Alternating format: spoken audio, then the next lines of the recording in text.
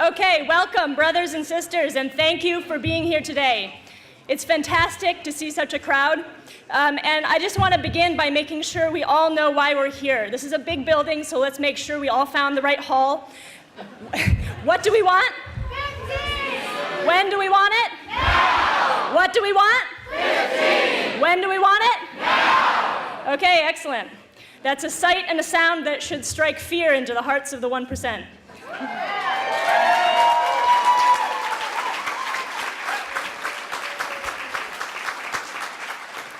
Okay, I am delighted to be standing up here today. My name is Katie Wilson. I am General Secretary of the Transit Riders Union, which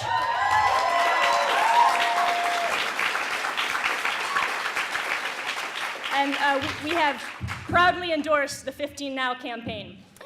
I am going to be your Master of Ceremonies this afternoon. We have a fantastic lineup of speakers, including low-wage workers, organizers, representatives of labor unions and community organizations, people who have been working for years and in some cases decades to nurture the seeds of a new working class movement in this city. We are now seeing those seeds sprout. In the last 3 or 4 decades, the left has been taking a beating. We've been on the defensive. We've been retreating before the bulldozer of global capital. But that era is coming to an end.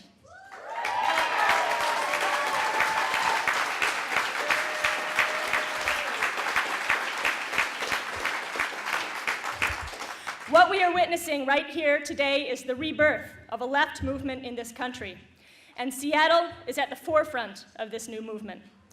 The election of Kshama Sawant as a proudly socialist city council member, the election of our new mayor, Ed Murray, on the promise of $15 an hour, the success in passing a $15 an hour ordinance in SeaTac, and today's kickoff of the 15 Now campaign in Seattle have put Seattle in the national and even international spotlight. It is the responsibility of each and every one of us here today to contribute to this campaign, to the building of this movement in whatever way we can. Come and march with 15 Now next Monday on Martin Luther King Day. And I was asked to point out that on the flyer it says Sunday, it's actually Monday, so please take note. The 15 Now campaign is going to start having public meetings in February. Make sure you sign up to be on their contact list so that you can come, volunteer, help out at those meetings. This is a grassroots campaign. Everyone needs to be involved. We have a substantial speaker program this afternoon. My job is to keep things moving along up here. Your job is to listen, think, show these speakers some appreciation, preferably of the loud, boisterous variety, and meantime, start building within yourselves the determination and the moral reserves that will be necessary to fight this fight to the finish, because it will be a fight. Okay, are y'all ready to make history? Okay.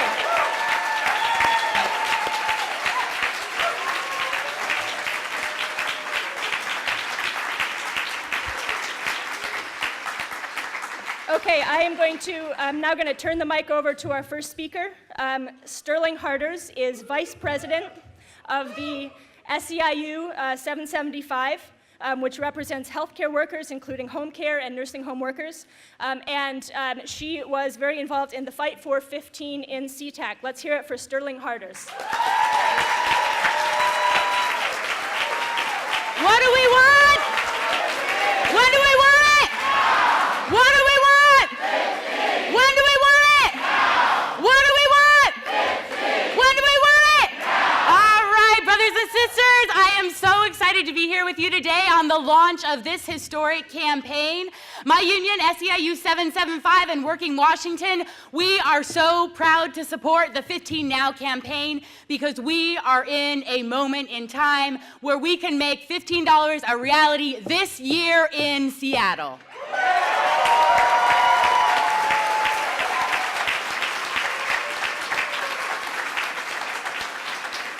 And brothers and sisters, it is absolutely critical that we understand how we got to where we are today. We got here by organizing and mobilizing and keeping up the pressure and keeping on the heat. And when we win $15 an hour, it will be because we kept up that pressure.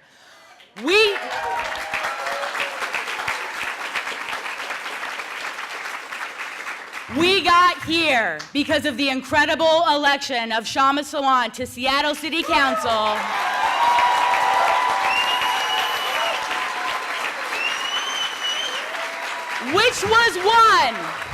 Which was won not by expensive TV ads and not by high-priced political consultants, but it was won by dedicated volunteers and activists, many of you here in this room, who went out and took to the streets and knocked on doors and brought this victory home.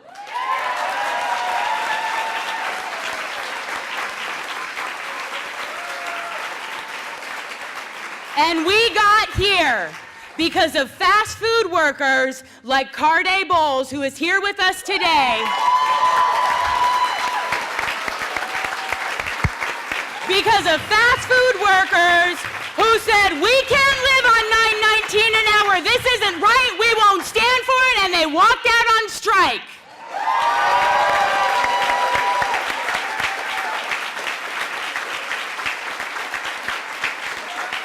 And we got here because of airport workers like Abdirahman Abdullahi, who's also here with us today, who spent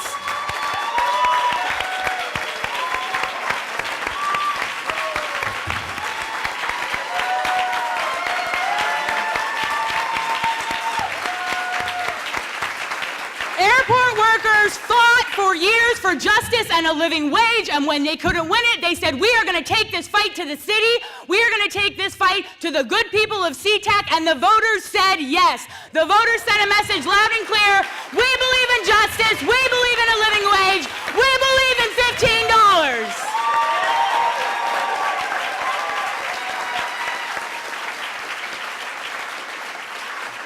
So we need to take an important lesson from where we are today. We got here because of organizing and mobilizing and protesting and heat in the street, and when we win, it will be because we kept up that pressure, and that's why SEIU 775 and Working Washington are proud to support the 15 Now campaign, because this campaign is about going out into neighborhoods and going out into the communities and getting people active and getting people out to fight for 15.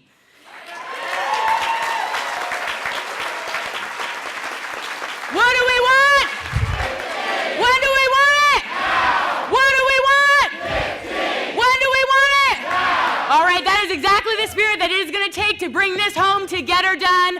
Brothers and sisters, I know that fast food workers and airport workers are with us because they are here with us today. Abdirahman Abdullahi works in rental cars at the airport, and he knocked on thousands of doors and talked to hundreds of voters to win in SeaTac. Please help welcome.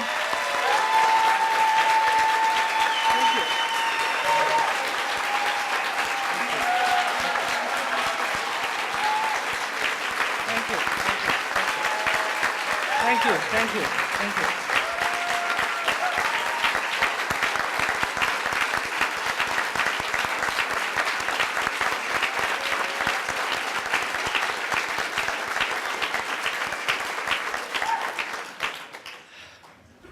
Wow, exciting. I have a little accent. I'm deeply honored to be with you tonight. This is about the labor movement. This is about the social justice. This is about the workers' right. We need to keep our fight. So my name is Abdirahman Abdullahi. I have been working in and around the airport since 2007. And I still make $11.20.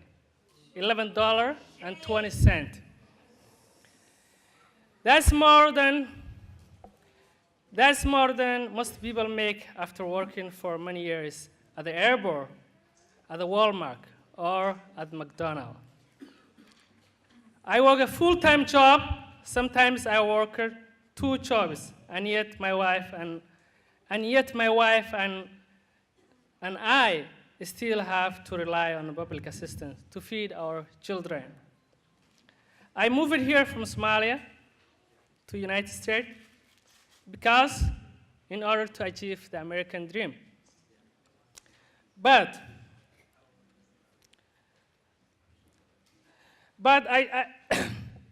so people say that means I should take a low wage and be happy. That's wrong, of course. But this is America. In America, it doesn't matter where you are from. If you work for a living wage, you should be able to feed your family. Yeah.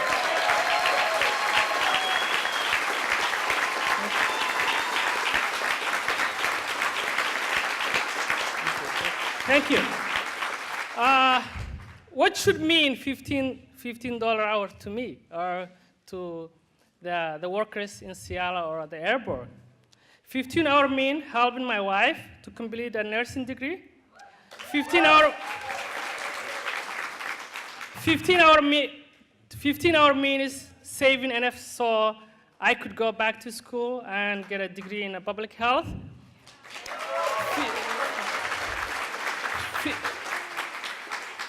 Thank you. 15-hour mean we could follow the American dream and to provide a greater opportunity for our children and our community. But we have to work. But if we have to work 60 hours a week to get by, we'll never have the time, much less than money, to get an education. That's why I knocked on thousands of dollars in a CTAG last year to pass the Good Jobs initiative that we call Proposition 1.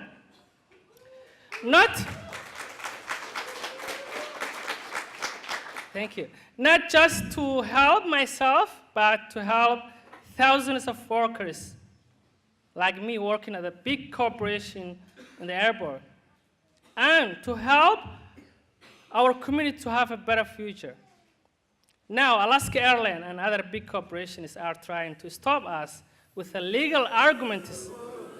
But we will not stop. We will not stop until we get every airport job to be a good job. Thank you.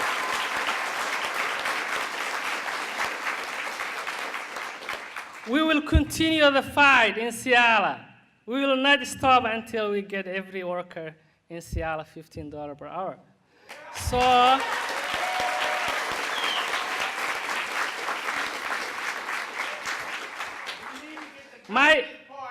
thank you.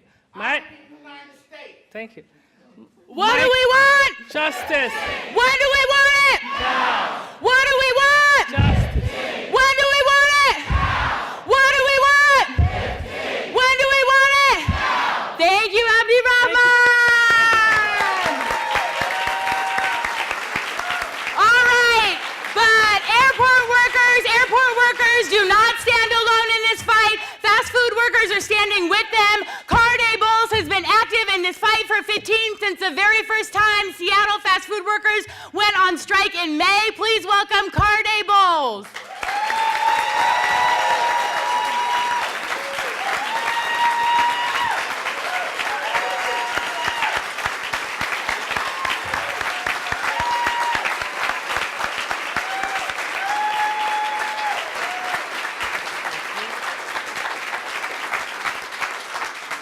All right, so we all know why we're here, right? Right? How many of you guys are motivated? How many of you guys are dedicated? How many of you guys are focused? So, to start off, we all know my name is Carday. I've been working in the fast food industry for a little over a year now, and not everything is, great, or get great overnight, of course, but I joined Good Job Seattle sometime like a little bit before May of last year, and ever since then, I've been working with our company and learning a lot of new stuff, and it's been a really good eye-opener. We went on strike a few times and got people riled up and heard. We got our voices heard, and it was a really good impact, and it's died down a little bit. I haven't heard anything about the 15 an hour for a little bit, but I'm glad to see everyone's out here supporting it, from communities to organizers, from companies and everything else. So, and unions, of course, yeah. So, sorry, I'm not good at giving speeches, but I don't know. My personal life, it's it's not all that bad, but, you know, 15 an hour would make it a lot better, you know, like for people who have kids. I have a kid as well, so, yeah. So, I have a kid as well, and it's like, you know, when you raise your kids the best way you can, you would like for it to be easy, you would like for it to come like natural and everything, you know. The last thing you want to do is stress out, you know, about taking care of your little ones. Some have multiple kids, I only have a 4-year-old daughter, but, you know, I do the best I can for her, you know, and sometimes it just seems like, you know, it won't get great overnight, like I said, but eventually I think like the 15 an hour should happen. It will happen, you know, if we stay dedicated and motivated and focused, like I said, and, you know, just do what we do best, you know, like believe in something. If we believe in this 15 an hour, I think it's really going to happen. Like, you know, just, like really. So, like I would say, I just want to say, like, you know, stay believing in yourselves. You know, if you guys really have something to push forward to, like, you know, if it'll make your lives better, you know, keep with it, you know. Nothing comes easy, and if it has to take a fight, that's exactly what it's going to happen. But as far as that goes, like, that's all I got to say. But, I mean, hopefully it goes through. So, yeah.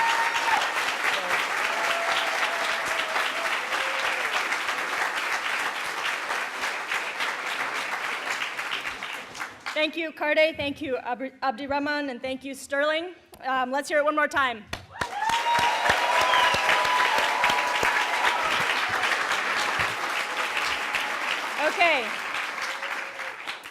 Okay, I'm going to introduce our next speaker, who will be Robbie Stern, currently the president of PSARA, Puget Sound Advocates for Retirement Action, which has endorsed the 15 Now campaign.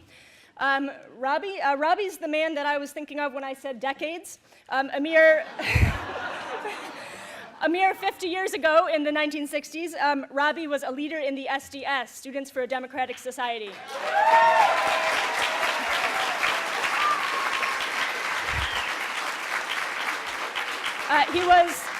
He was involved in the anti-Vietnam War movement, and between then and now, he has done a great many things. I learned a lot about Robbie by reading his Wikipedia entry last night. You can too. Today he can be found on picket lines, at rallies and demonstrations, anywhere the good fight is being fought. So without more ado, Robbie Stern.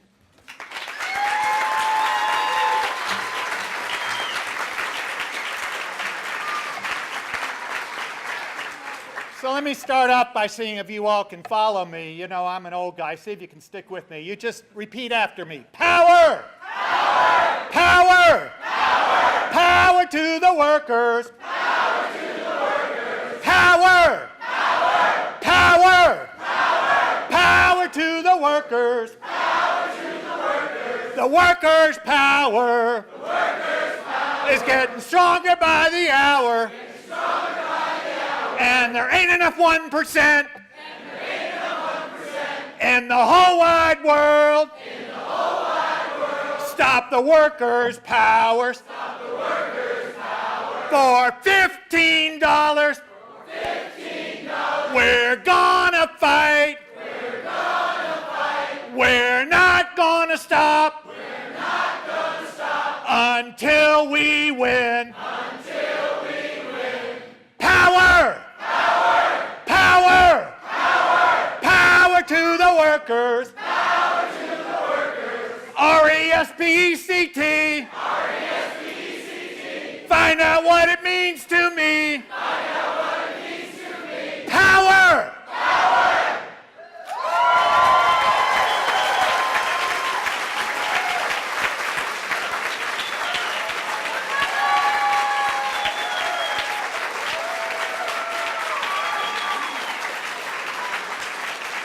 So, some of you may not have heard of Puget Sound Advocates for Retirement Action. Well, all of you who are members of PSARA, just wave your hand so people can know how many of you are here. PSARA is prepared to add our voice and our energy to the movement for a $15 minimum wage in the city of Seattle and ultimately for all of Washington State. Pizarra is an organization of people from ages 21 to 96. We, through our collective activism, want to help create a just and peaceful world where all people can live with dignity and respect.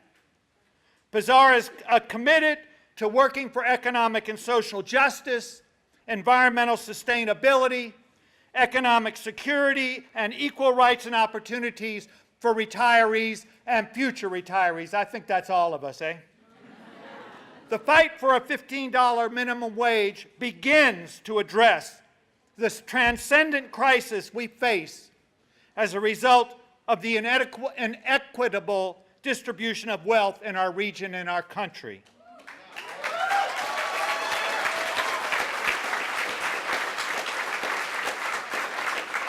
Pizarra stands ready to fight for the minimum wage, for the $15 minimum wage, just as we fought for the paid sick days legislation, and as we continue to fight for good family wage jobs for people during their working lives.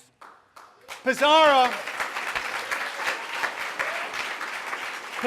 also leads the fight in our region for preserving and strengthening our Social Security and Medicare systems so that seniors and future generations of seniors can live lives of dignity and respect and economic security. We stand ready to fight with you in this campaign for a $15 minimum wage. We also hope you will join with us in the campaigns that are presently going on and those that lie ahead as we take on the challenges to making our society one in which economic and social justice rains down like a mighty stream.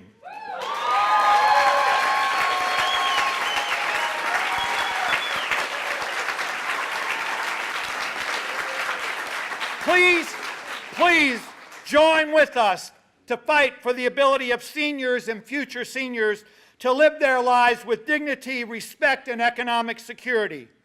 Let's win the $15 minimum wage and then take up the fight to create good family wage jobs as we take on the task of sustaining our environment from the ravages of our fossil fuel economy.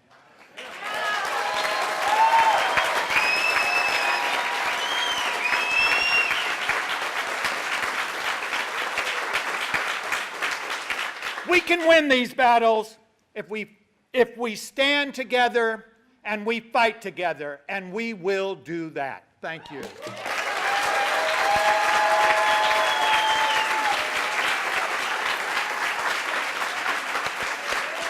Thank you, Robbie.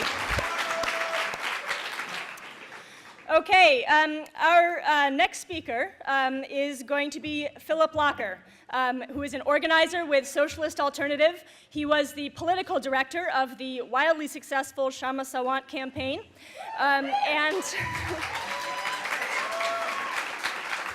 And if I'm not mistaken, he's not done yet. He's also going to be fighting for $15 an hour. The moment you meet Philip, you can tell he's a tireless and tenacious organizer, and the campaign is extremely lucky that he exists. Philip.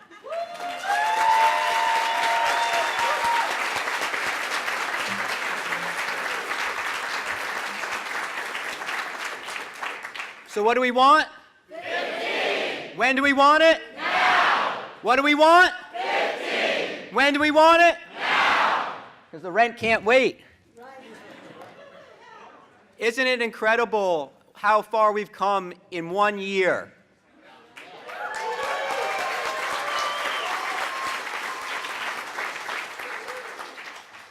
Imagine, put yourself back 1 year ago, and if we had said, a year from now, you'd be sitting in this hall with this room packed, with SeaTac passing a $15 ordinance, with fast food workers across the country going on strike, organizing protests in cities across the country, including here in Seattle, and for an open, independent, socialist, and working class candidate to be elected on the mandate of $15, would you believe me? We have a mayor, the first mayor of a major city in the country, who was elected on a promise of $15 an hour. Would you have believed that?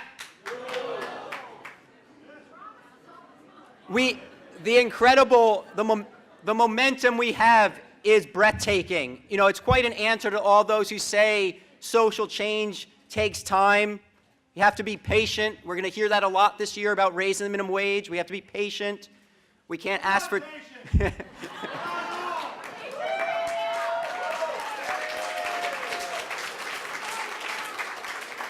In a matter of months, we have changed the conversation. We have changed the terms of debate, not just in Seattle, nationwide. And we will do that even more this year.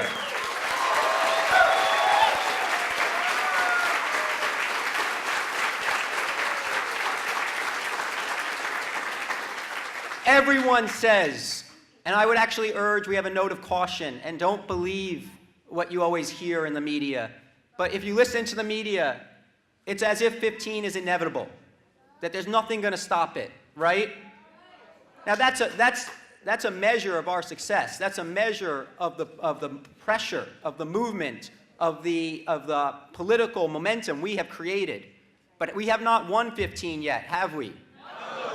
We have a long way to go. And the reason it's even being talked about now, let's not be naive, it's not out of the goodness of politicians or corporations' hearts that they're now talking about this. We just need to look next door to SeaTac. How much money did Alaska Airlines and the Washington Restaurant Association spend to defeat that? Millions. And even now, after the voters have spoken, they refuse to accept the Democratic voice of the majority of SeaTac, and they're taking it to court. They're spending millions and more. And that's not some foreign country, SeaTac. The same bosses who are leading that campaign in SeaTac, some of them are on the advisory committee that the mayor appointed to create a $15 an hour minimum wage in Seattle. So I don't know about you, that sounds like schizophrenia to me. They're doing one thing in SeaTac, and in Seattle they claim they support 15. Well, we have to hold them to that and make sure that actually gets delivered, and it gets delivered quickly this year. So the message of this campaign of 15 now, look, the politicians, the business leaders, they're having plenty of discussion. They're meeting all the time. They're working out their plans. They're working out their arguments. They're testing how they can confuse the majority of workers. They're testing how they can undermine this. They have their organizations. We need our own organizations, an organization that's completely 100% on the side of working people, of low-wage workers, that's going to fight.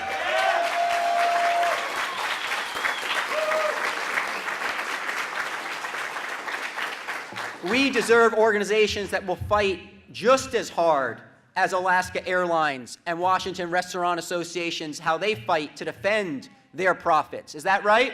Yeah. And that's the role that 15 Now is going to carve out for itself, to be a grassroots campaign, not just for this to be settled at the top by politicians and business leaders and representatives, but to build a movement, a tool, an organization for every single one of you, for every single low-wage worker, for every single neighborhood activist, young people, to get involved and make this your struggle. And and I would urge you, 15 Now is your campaign. It's our campaign. This is our chance to make history. If we win $15 in Seattle this year, let's be clear what the stakes are. It's not about Seattle, though it would lift up tens of thousands of Seattle workers out of poverty. It would open the floodgates nationwide. Is that something you want?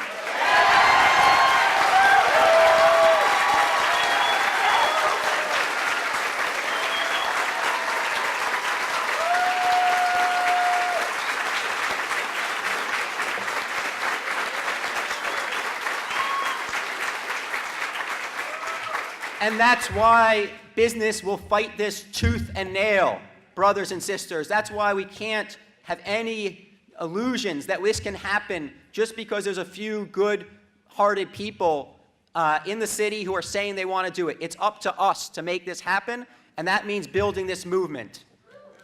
So I just want to outline a little bit what the 15 Now campaign is planning and how people can get involved. This is, as I said, it's a tool for ordinary people, ordinary workers to come together and discuss and debate and educate ourselves and organize and take collective action. Immediately, we have in front of us, a week from tomorrow, next Monday, January 20th, there's the Martin Luther King Day holiday. And in Seattle, we're privileged that we have a yearly protest. Let's remember when MLK was killed, despite the whitewashing you hear in the media, he was fighting for workers' rights. He was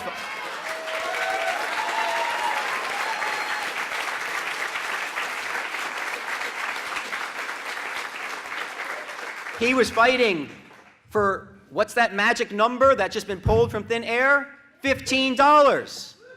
He was fighting for unions, for workers' rights, on the Poor People's Campaign. And on that day, there's going to be a major demonstration in Seattle. We need, and we have, a $15 contingent at that. Let's bring down the House. Let's have hundreds of people at that rally in the $15 contingent. So I want to ask people here, I want you to raise your hand and holler if are you... Thousands, yes. Sorry. I accept your challenge. Who here is going to be there? Raise your hand and let's hear it.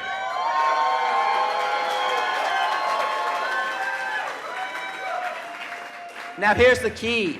Every single one of you needs to bring 5 other people with you.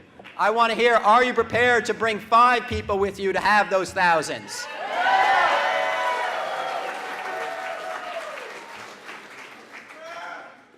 The next step is we want to form neighborhood action groups.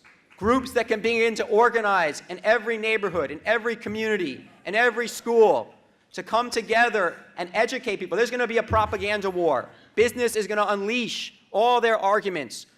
We cannot defeat them unless we have our own independent grassroots movement that gets out there talking neighbor to neighbor, worker to worker, answering their lies, making the case for 15, and winning people to our movement.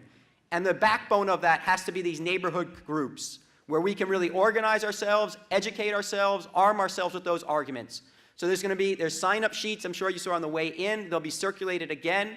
Please sign up to commit to come on January 20th to get more information about the campaign, but critically, to commit to being one of the organizers of a neighborhood action group. And we will be in touch with you. We will help you set that up. We will help have meetings to educate and train the organizers of the neighborhood groups, and to have meetings throughout February to lay the basis for town halls, to get out and reach out to the broad public and win a strong majority, the overwhelming majority who this issue's in our interests. Is that right? Now, the final thing I just want to lay out to people of sort of the vision that some of the founders and launchers of this campaign have is obviously there's a whole debate taking place in the city right now on 15. And we hope and we want to bring the maximum pressure to make sure that goes successfully, that a city ordinance is passed this year, the first half of this year, and not some watered down, diluted 15 in name only ordinance, but a real ordinance, right? But that is only going to happen if we build a strong movement, a powerful movement, as I've been saying. But we also have to be ready. We've seen again and again, we can't rely on the politicians. While we want to push them, we want them to deliver. If they don't, are we going to accept that? No! We can take it to the ballot. We can have our own ballot initiative if the politicians fail to carry out what we want.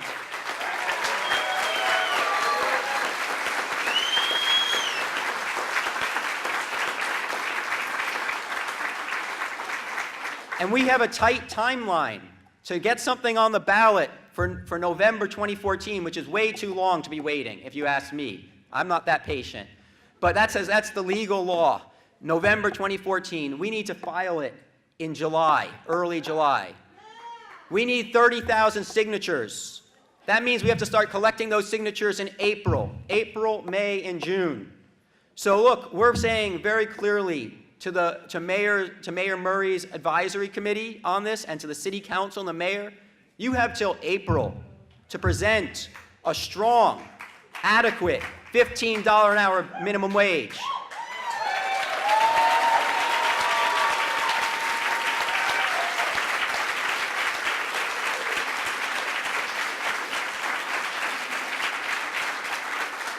And let's keep the pressure up so they do.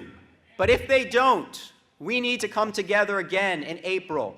We need to have a series of meetings, grassroots meetings, town halls, a conference of all those who are involved in this struggle to democratically discuss and debate in April, how do we proceed? Do we need to go ahead with the ballot initiative? That will be something that will have to be democratically discussed and debated in this movement. But if we decide to go ahead, 15 now will have laid the basis, the infrastructure, to do a mass campaign of signature gathering, and once we get that on the ballot, to make the case to tens of thousands of people in Seattle, in our neighborhoods, in our workplaces. So will you step up? Will you join us in this campaign?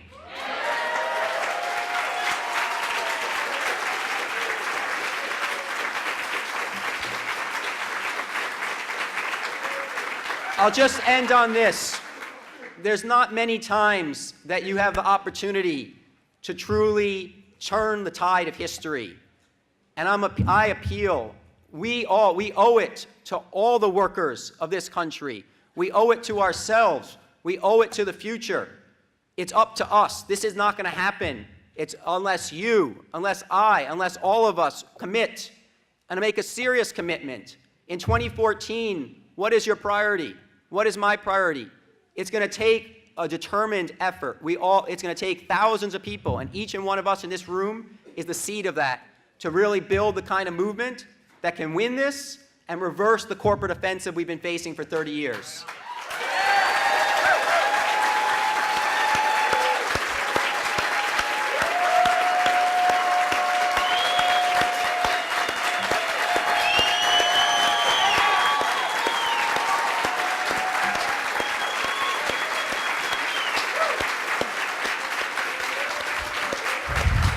What do we want? When do we want it? Now. What do we want? 15. When do we want it? Now. What do we want? 15. When do we want it? Now. Excellent. Okay.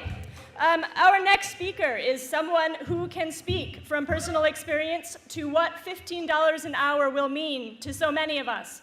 I would like to introduce Maria Kelly, and I believe she's going to have someone. Oh, no, okay. Okay, Maria, welcome.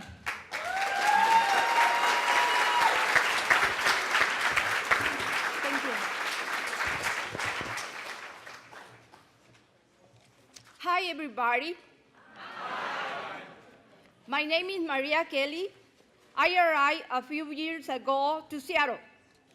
I came to help my daughter with my grandchildren, but because I didn't know English, which prevented me from communicate as well as I wanted with my grandchildren, I decided to take ESL classes.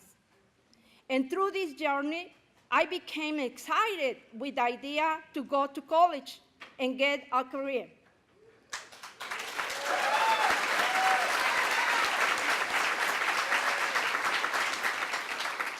The career I chose was construction. I have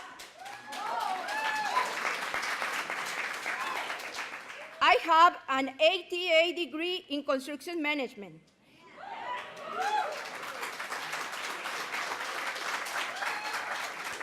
And I recently became a member of Casa Latina.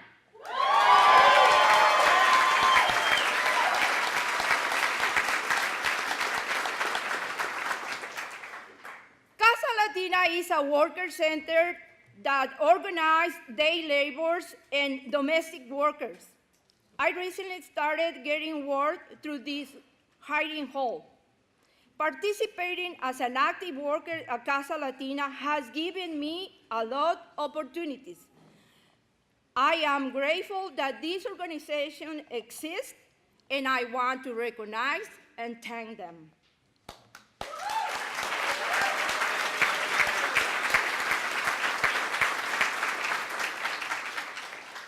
Although we are a worker center of immigrants who sometimes do not understand all the rights and laws of this country, we understand the benefits of a fair wage.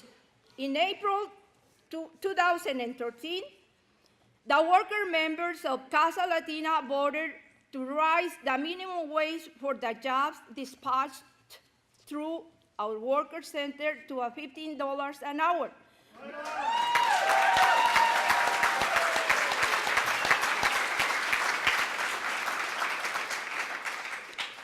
Before that, our minimum wage was $12. We were fearful about the reaction of the employers when we raised our minimum wage, but they took it very well. And we even had a record number of jobs dispatched during several months last year.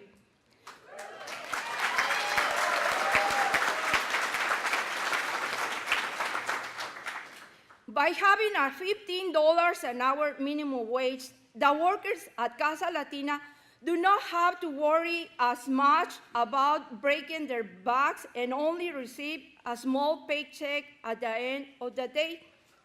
In my personal experience, I perform my jobs with more commitments, responsibility, and peace of mind.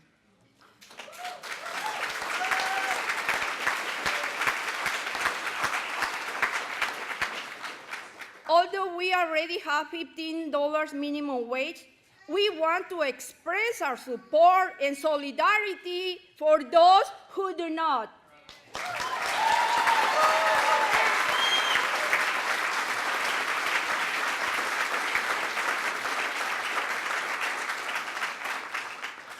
We sometimes labor under extremely hard conditions. We worry about how we will pay our rent, put food in our tables, and be a good role model for our children.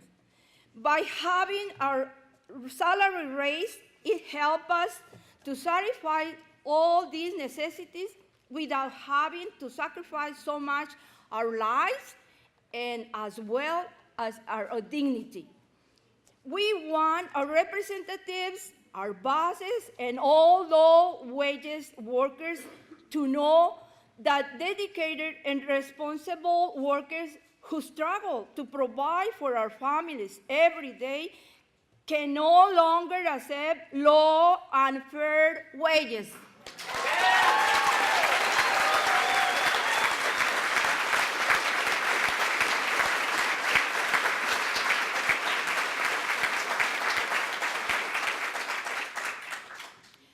That is why we are making this call today to our representatives in Seattle to support this fight to raise the minimum wage to $15 and to businesses big and small. It is time to share the wealth.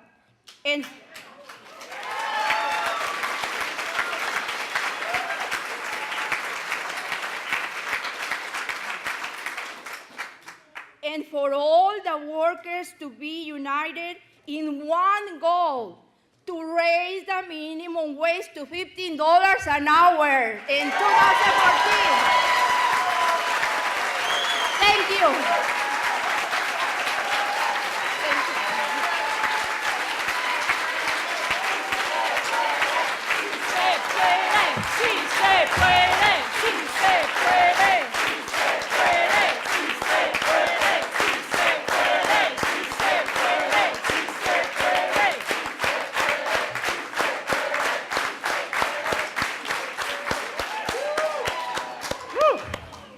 Okay, I would like to introduce our next speaker, Dave Fryboth. Dave Fryboth began his career in the labor movement as a ferry worker. He was a member and eventually national president of the Inland Boatmen's Union of the Pacific, ILWU. Since 2006, he has served as executive secretary of the Martin Luther King Jr. County Labor Council. Under his leadership in 2011, the Labor Council called upon its 75,000 members to join and support the Occupy Seattle protesters in Westlake Park.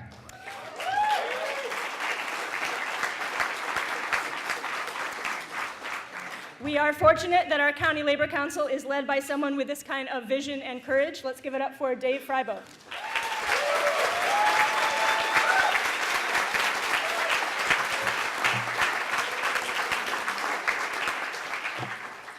Good afternoon, brothers and sisters. Seeing this room packed is very gratifying because this is what this room was built for.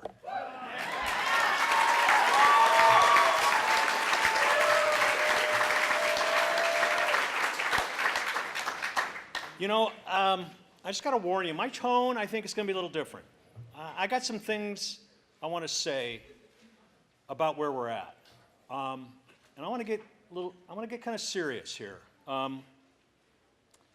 Before I start, I want to congratulate Councilmember Sawant for doing it, getting it done.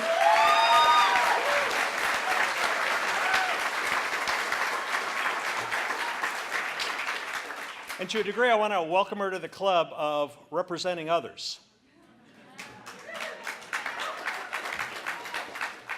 Because my principle in terms of democratic empowerment is pretty deep. It's a big deal to have others empower you through a democratic process to represent them. That changes things. It changed things in my life. You know, I started like most people. I was an activist. I saw things that weren't fair, and I was willing to give my time to do something about it. And, you know, I like to joke. As those of you that know me know I can be kind of a smart aleck, you know. Thanks, Bob. You know, my kind of sarcastic response to someone's asking me why I do this is, well, I got involved to make a difference, and now I guess I'm part of the problem. But I think the point is that when one transitions from advocacy to a representational status, things change a bit. When I was an advocate, when I was an activist, the only thing that really mattered was what I thought. What I thought and how I projected myself into the process.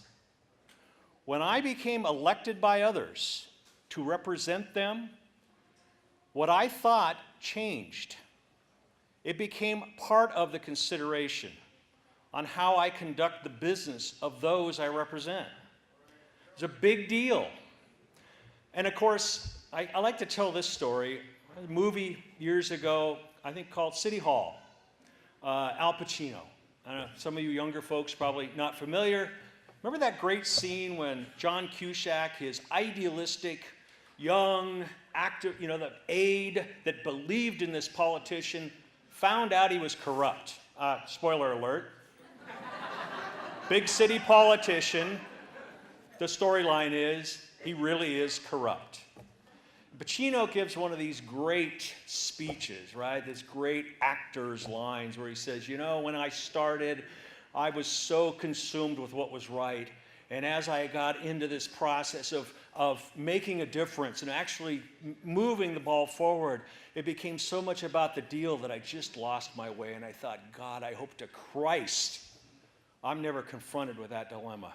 Because I'll tell you, when you're in elected leadership, the pressure to actually move the bar, to actually affect change rather than advocate for change is a son of a gun.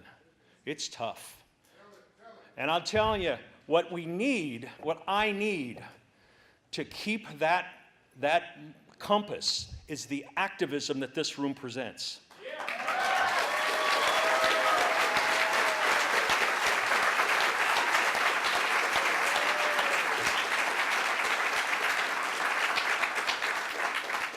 And God bless the labor movement. There's no shortage of that. So, you know, the external challenges are pretty obvious. I mean, we know what they're up to. And what's gratifying right now and what's changed is it's being exposed. You know, years of deregulation and, you know, neoliberal politics, new Democrat economics is finally caught up with the son of a guns. The Great Recession finally did it, just like the Great Depression, finally did them in. And they just can't hide from it anymore. And they're on the defensive. I've been doing this for almost 30 years. And I kept waiting. I kept waiting for it to get here. You know, you almost despair when you're doing this stuff. You almost think it's just not going to happen. And it finally, it looks like we've got the opportunity. Now here's what I want to have a serious discussion about. We can blow it. And we have. The left has blown it in the past. And our biggest challenge, of course, is our internal divisions. Now, maybe this isn't supposed to be the environment where we talk about the hard stuff that it takes to make this happen. But I think this is absolutely the time where we need to talk frankly about how we get this done. And I'm going to be critical of everybody in the room, with respect, myself included. You know that our anarchist friends, of course, see power as a problem. Any power is a problem. We know this. We know that they feel the state, the government, is primarily anti-worker. And in fact, this reflects the thoughts of one of our founding fathers, James Madison, the great slave owner, who said, "The government's job is to protect the minority of the opulent from the majority." So when we enter power, when we accept elected representational position, when we sit on the mayor's advisory committee on the minimum wage, as myself and Councilmember Sawant are, we're subject to criticism. And in fact, the criticism has been quite rich. Let me read a couple quotes. This is from an anarchist writer. And you know, this is good stuff. This is the kind of stuff we need to really consider. With respect, Council Member, I quote, "We will find ourselves betrayed, isolated, and crushed if we don't remain independent of the Sawant camp and the progressive union bureaucrats and social entrepreneurs who backed her election. Comrades are trying to maintain their anarchist credentials by flippantly dismissing Kshama as just another progressive Democrat." There's more. On labor. Labor leadership is tied at the hip to the Democratic Party. Labor unions, I can take it. Labor unions bring out tens of thousands of foot soldiers for the Democratic Party to campaign for them. They give them hundreds of thousands of dollars, unquestioningly, unchallengingly, and uncritically.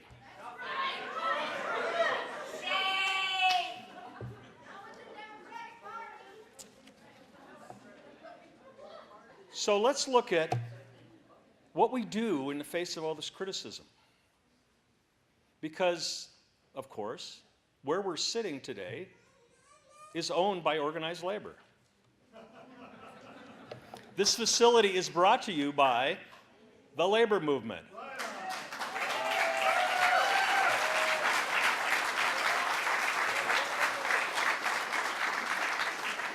It's brought to you by bureaucrats like me.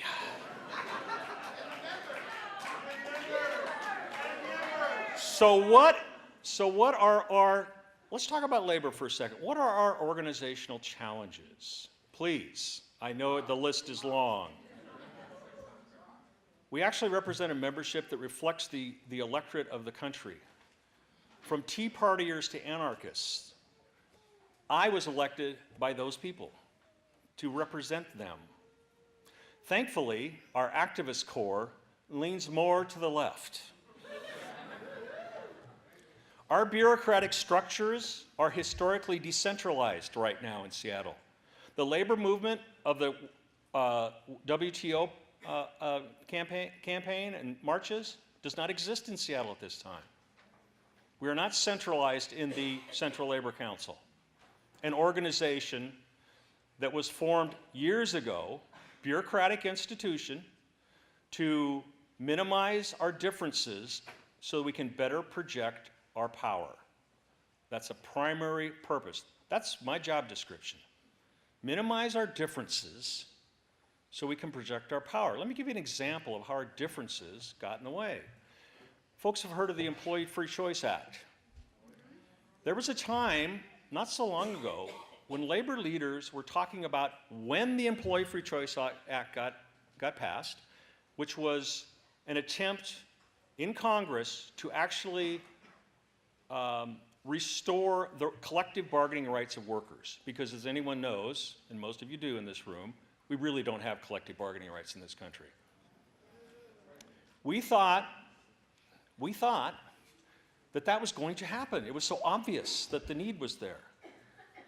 The problem was the campaign that we put together, upper leadership in the AFL-CIO, didn't even listen to what they felt was grassroots leaders like me.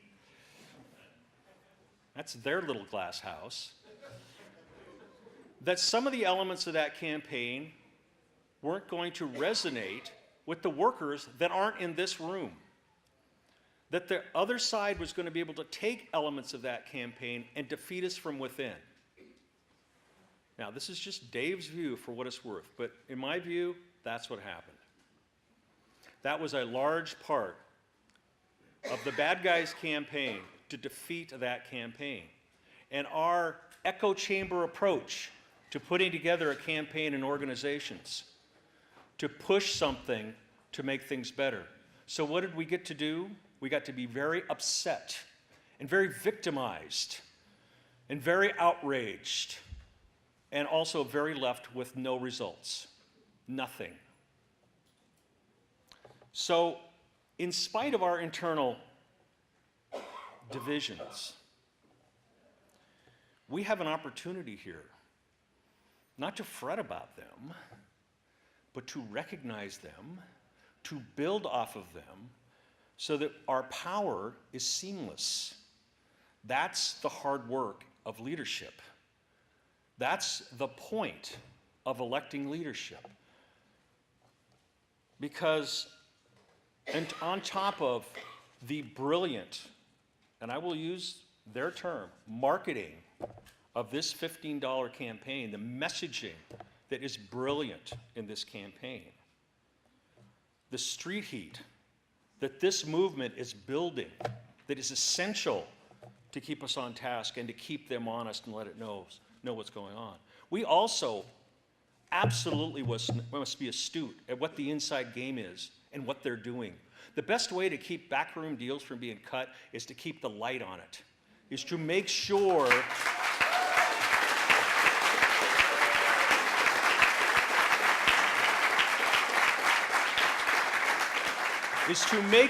that the people that have been elected to represent you know what they're doing and are accountable to the rank and file.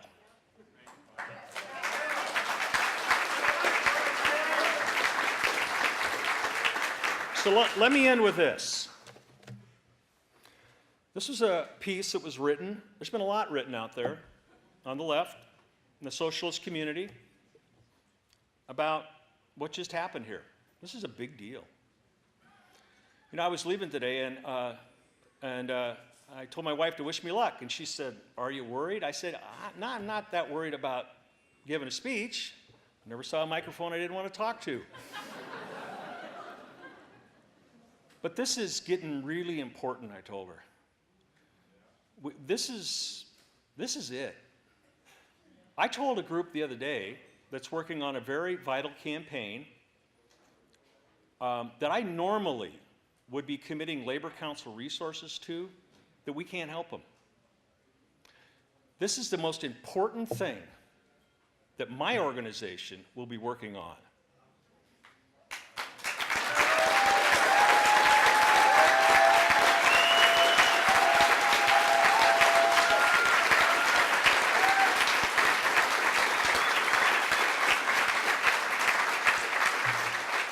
So I want to read a piece. from someone I know well, haven't always seen eye to eye with, always appreciated her intellect.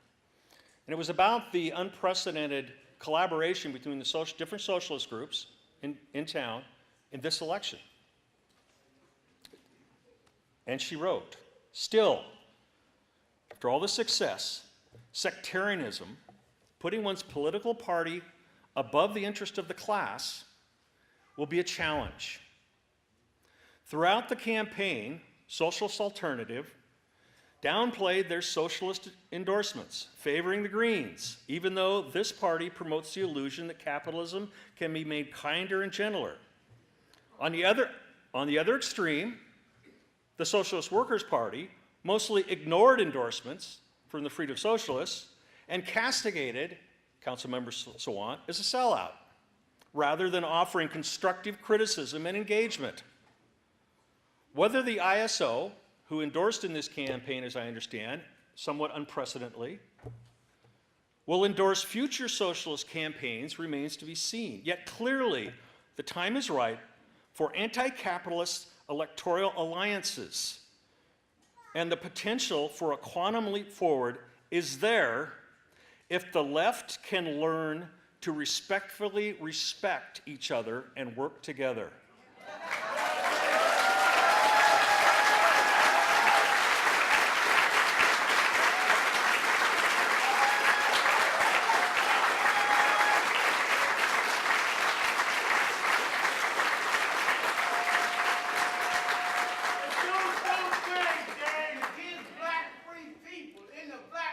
God bless Linda Averill, my sister.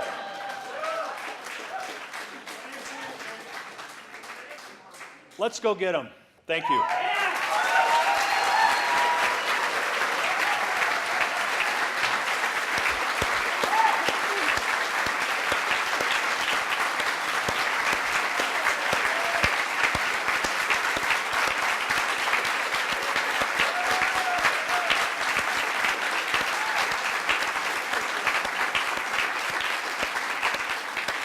Okay, accountable leadership and a united left. What do we want? 15. When do we want it? Now. What do we want? 15. When do we want it? Now. What do we want? 15. When do we want it? Now. Excellent. Okay, our next speaker, I would like to introduce Abdi Mohammed. Abdi Mohammed from the Somali American Public Affairs Council, which has endorsed the 15 Now campaign. Abdi is an organizer and a leader in the Somali and East African communities in King County, and he played a key role with Working Washington in the fight for 15 in SeaTac. Abdi, please welcome Abdi Mohammed.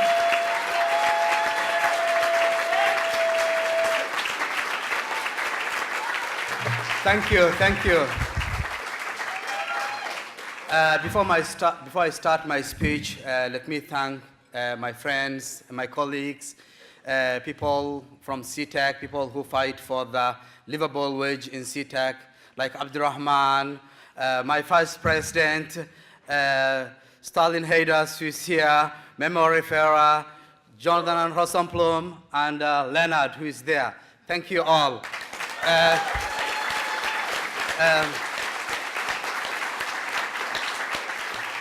We are here today to support the $15 campaign, just like we did in SeaTac. On December, we marched from SeaTac to Seattle to demand the $15 livable wage. Our voices were loud, clear. And today we are here to make it more loud, and we will never be invisible again. I'm here to support the $15 campaign. Not only I care for the low-wage workers, but also I care for Seattle businesses. If workers have money, business will have customers. Simple logic.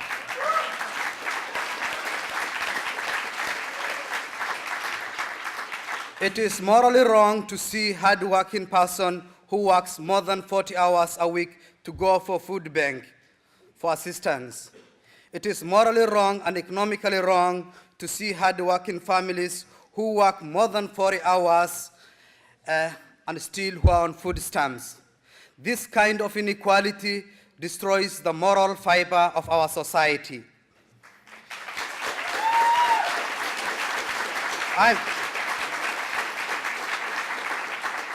I'm here today because I care Seattle, my new home, after I came from the war-torn country in Somalia. I don't want to see Seattle to be another Zimbabwe. I don't want to see Seattle to be like South Africa, where mine workers are killed by police just because they demanded a wage raise. We will never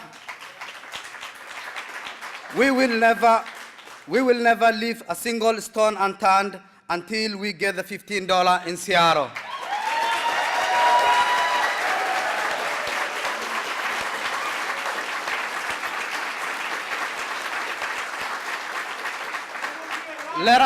Let us organize block by block, street by street, to make sure that the $15 will be the dream of every hard-working family in Seattle. Thank you very much. Thank you all.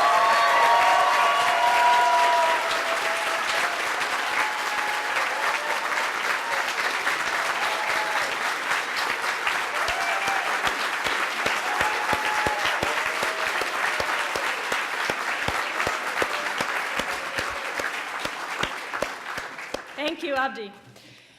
Okay, our next speaker is a member of Socialist Alternative, and she was the volunteer coordinator for the Kshama Sawant campaign. She is a dedicated and passionate organizer. I'd like to introduce Jess Spear.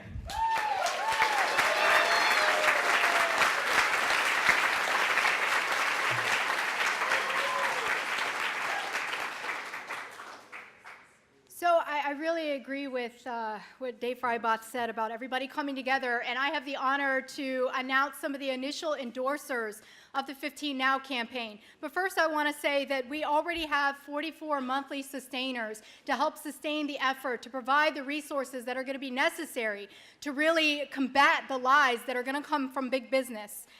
We already have raised $3,500, and we'll talk a little bit more about how we can increase that number. But first, without further ado, the initial endorsers include Councilmember Kshama Sawant,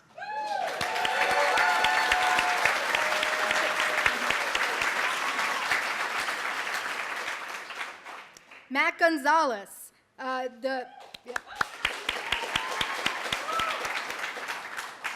Green Party presidential candidate Jill Stein and Vice President candidate Sherry Honkala,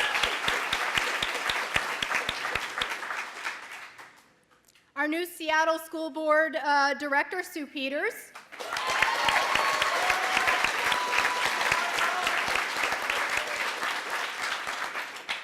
Aaron Dixon.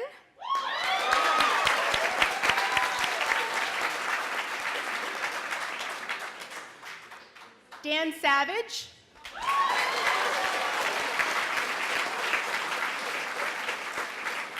And Cindy Sheehan.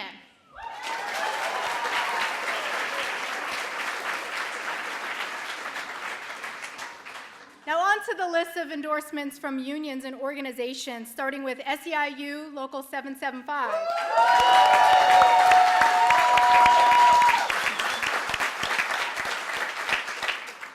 SEIU Local 6.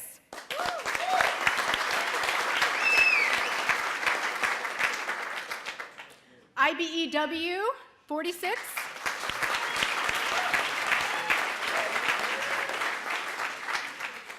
Wolf C Local 1488.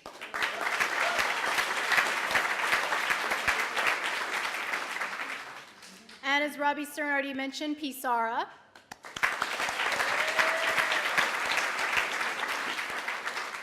The Transit Riders Union.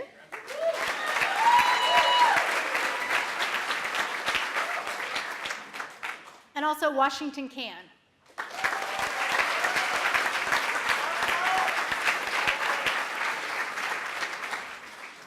So I'd like to read a little bit of what Jill Stein and Sherry Honkala sent us as their endorsement statement. They write, "Thank you, Seattle, for leading the way in this national fight for our economic lives. We write to express our gratitude and support for the 15 Now campaign. Working people across the country are inspired and encouraged by your campaign for a $15 an hour minimum wage, which carried Kshama Sawant to her historic election to the Seattle City Council.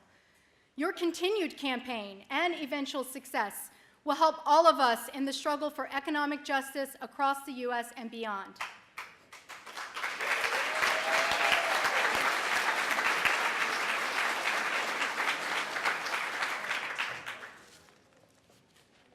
Another endorser, which I failed to mention in the list of individuals, is Tom Morello from the Rage Against the Machine.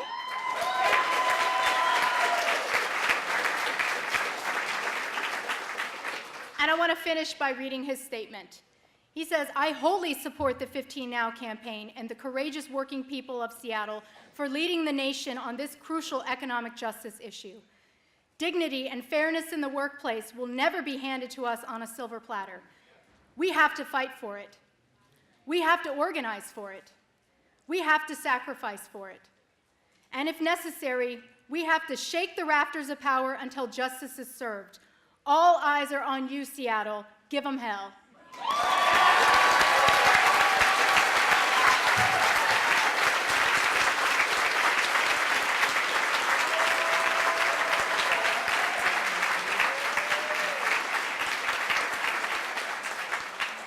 Okay, thank you, Jess. Okay, our next speaker, Robert Kelly, is a member of Unite Here Local 8, our feisty local hotel workers union. He works at the Westin Hotel and the Hyatt, where they currently have a boycott going on, trying to organize. So, Robert Kelly, is he here?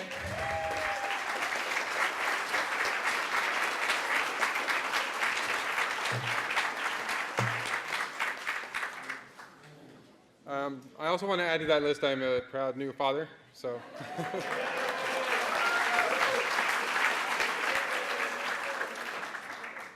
I want to live somewhere where my son can feel safe. I want to live somewhere where it doesn't take me an hour to get to work and an hour to get home from work, so I can spend more time with my family.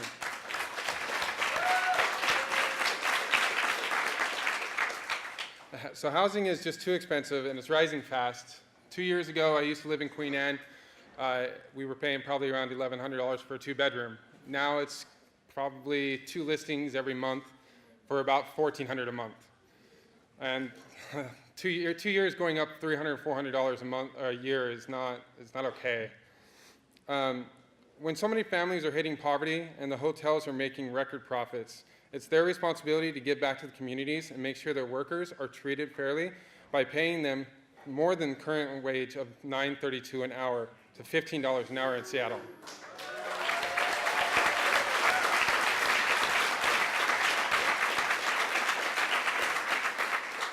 Right now, if something were to happen to my son and we were required to see a doctor for him, we would have to make the decision on whether or not we would have to take him to the doctor or hope it's just a cold and he doesn't need to go. If we did decide to go and found out it was just a cold, that may be the breaking point that puts my family into poverty. Unacceptable. That's correct.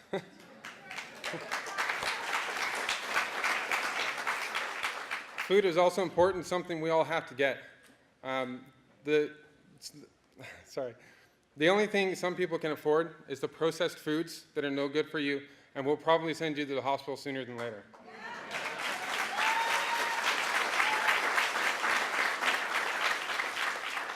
Add to all these problems the cost of childcare. Some people have to choose whether or not to go to work and get that extra couple $100s a month as opposed to staying home with their son. And every month you have to decide whether or not it's going to be okay. And at the current wage that we have, it's not going to be okay for all of us. And that's not something we should put up with.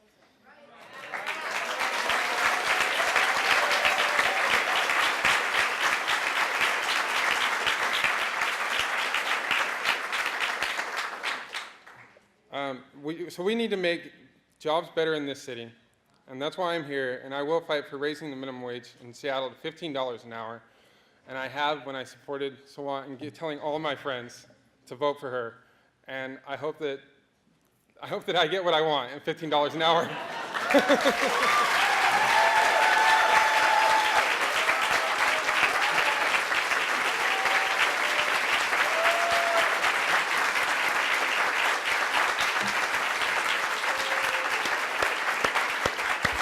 Thank you I hope we all get what we want. $15 an hour. Okay, you guys are being a great audience. I realize we're running a little bit behind schedule, but we have just a few more speakers, so thank you again. Okay, so we all know that the eyes of the nation are on Seattle right now. But the fact is, the eyes of the world are also on Seattle. And when we win $15 an hour this year, there will be reverberations around the world. Our next speaker is Joe Higgins. Joe Higgins has spent many years serving in the Irish Parliament.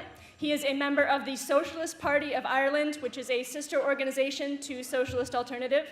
And in 2009 to 2011, he was also the first Socialist Party member of the European Parliament. Welcome, Joe Higgins.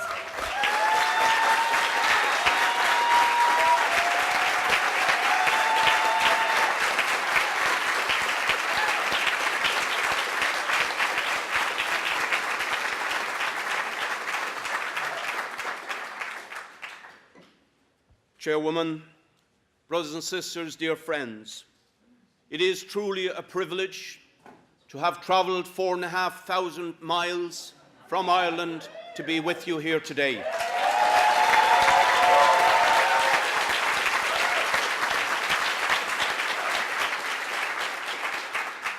I bring solidarity from Socialist Party activists in Ireland, Northern Ireland and the South, from the Committee for Workers International, from fellow activists in the Anti-Austerity Alliance in Ireland, which was set up to fight the vicious austerity programme, which after the crash of the property bubble in Ireland 5 years ago, places the entirety of the bad gambling debts of the sharks of the European financial markets and of Irish developers onto the shoulders of working people in Ireland.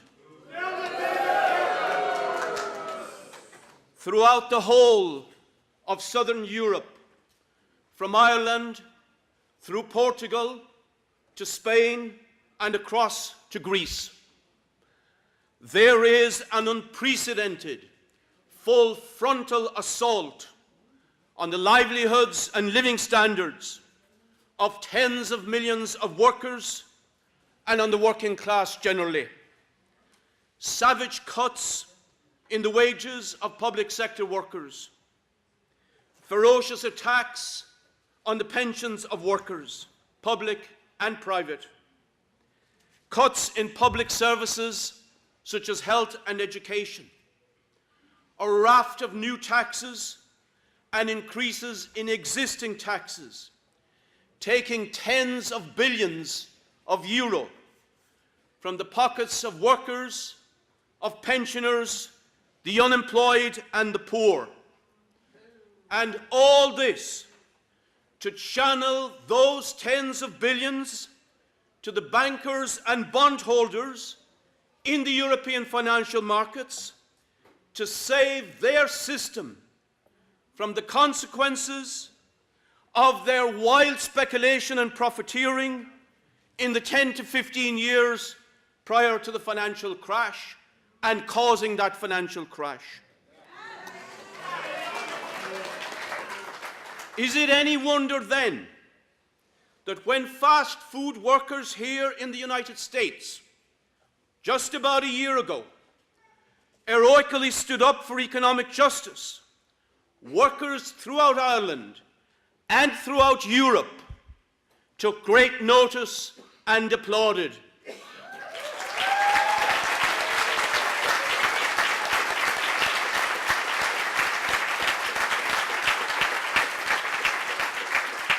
Against this background, is it any wonder that activists throughout the European labour movement and on the left cheered to the rafters when the ballot for $15 was victorious in CTAC, and when a marvellous campaign for 15 and for economic and social justice across all fronts propelled into the unwelcoming establishment of Seattle City Council Socialist Alternative Representative Shama Sawant.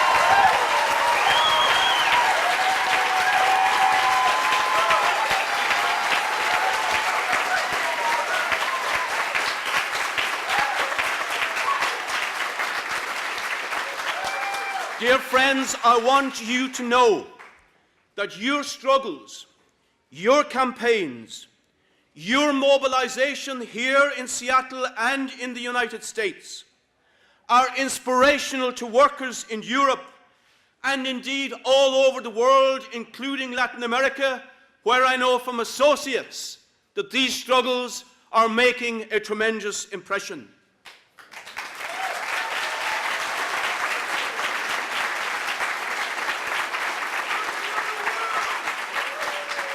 And among the left and working class people and activists outside of the United States, these movements and these successes are all the more applauded because they take place in the very heartland of world capitalism itself.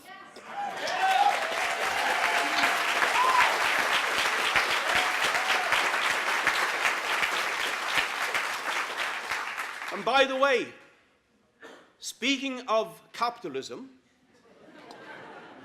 I was astounded to be told during this visit of mine to the United States that the second biggest corporation on the globe, Walmart, in Ohio has food collection bins and staff rooms at Thanksgiving, not for the indigent and the homeless, but for its own workers whom it maintains on poverty wages.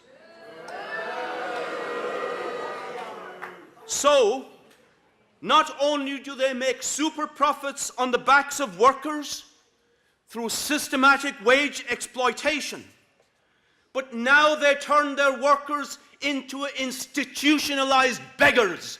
What a criminal system that is.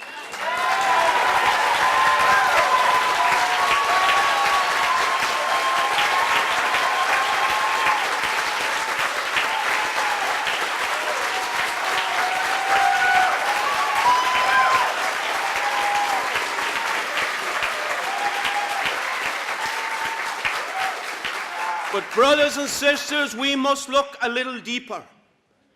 It is not just greed. So what drives Walmart's low wages?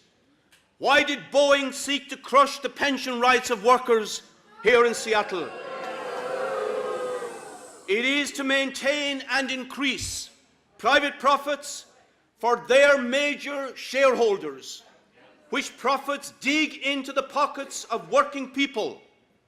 And when working people demand just wages, that threatens those profits for the major institutionalized and other shareholders, and that is why they resist to the end. Why, in challenging poverty wages, we therefore have to challenge the basis of the capitalist system itself, which thrives on this exploitation.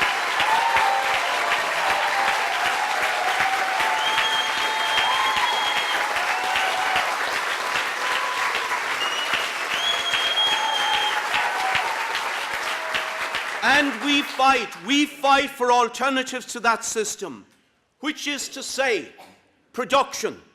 No more for rapacious private profits of Wall Street and corporate America and corporate Europe, but production for the benefit of the majority in society and to protect our environment and to give a decent and a dignified life to every human being, which is entirely possible.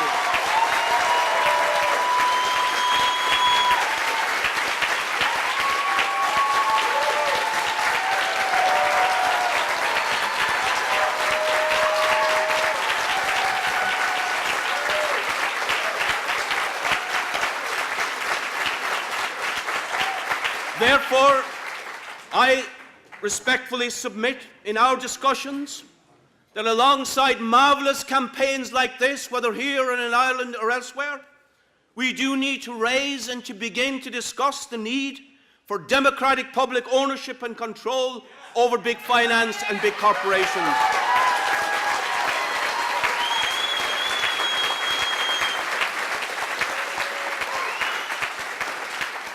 Of course, this is the very system that the political establishment in Europe and the politicians of the Republican and Democratic parties uphold and enshrine. therefore upholding and enshrining the kind of exploitation that goes along with it. And in Europe, it is not just now the traditional right-wing parties that are bailing out the bankers and bondholders on the backs of the working class, but shamefully, criminally, the Labour parties and the Social Democratic parties, founded 100 years ago and more by working people through immense sacrifice, they now have all gone over to the camp of neoliberalism. They are participating in governments, or have done all over Europe, in coalition governments, implementing vicious austerity programs to rescue finance capitalism from its crisis.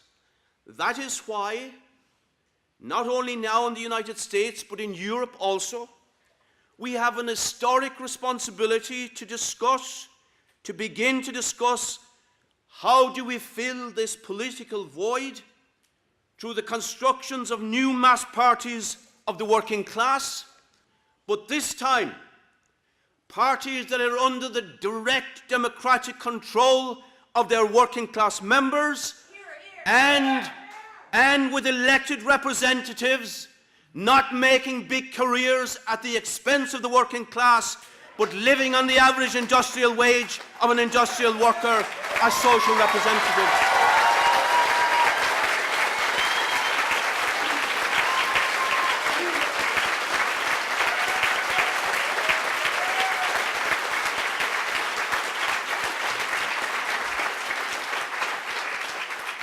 So, dear friends, to sum up and to conclude, we are under pressure in Ireland. We are under pressure all over Europe as working class people. We have not yet en masse found the leadership that working class people deserve, which is to say, at this point, there is no trucking, there is no compromise with austerity. We have to stand uncompromisingly for no more bailouts of the bankers, of the financial institutions.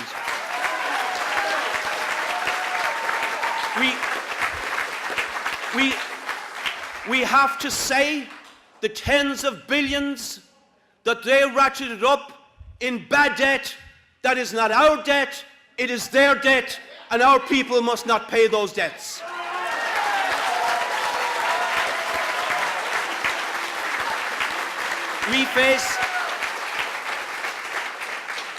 We face big challenges, but together we face those challenges. I am confident that working class people will rise to those challenges, as you are proving to do here in Seattle with such dramatic effect.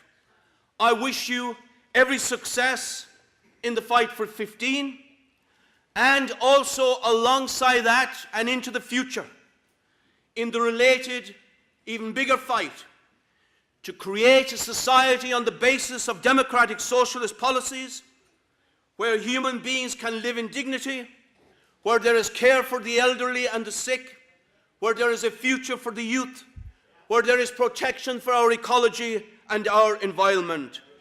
All that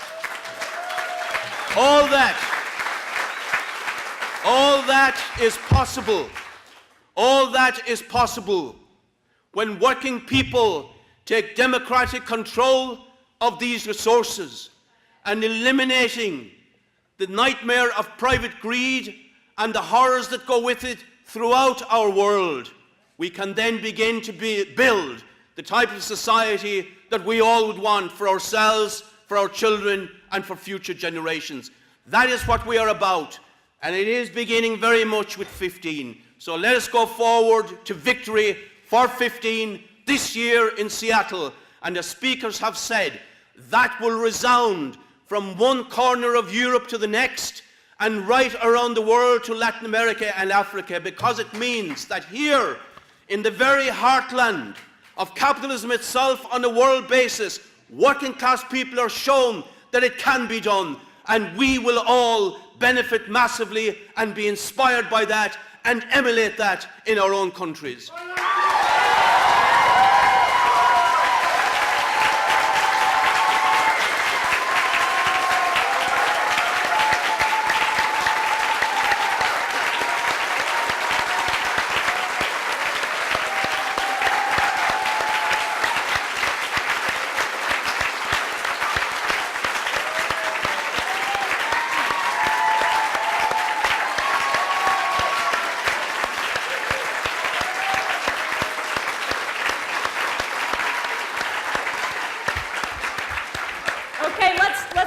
a message of solidarity to our brothers and sisters in Ireland and around the world. Let me hear you say it with me. Solidarity! Solidarity! Solidarity! Solidarity! What do we want? 15! When do we want it? Now! What do we want? 15! When do we want it? Now! Okay. Okay, our next speaker is Bruce Berkbigler. He worked as a security guard for 16 years. He became active in SEIU Local 6 when they began to organize security guards. He is now a member of the executive board of SEIU Local 6 and in the active retirees of Local 6. Welcome, Bruce.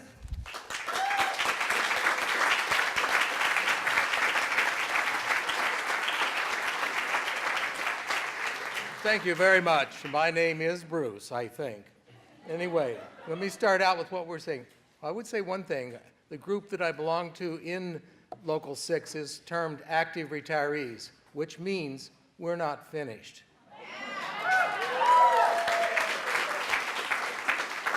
The janitors and security officers of SEIU Local 6 have been and will continue to be in the fight for $15 in Seattle.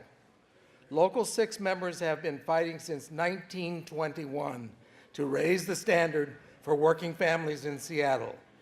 Our members know firsthand what it is like to be a worker in the shadows and the struggle of living in Seattle on low wages. Today, Local 6 janitors do make $15 an hour and enjoy fully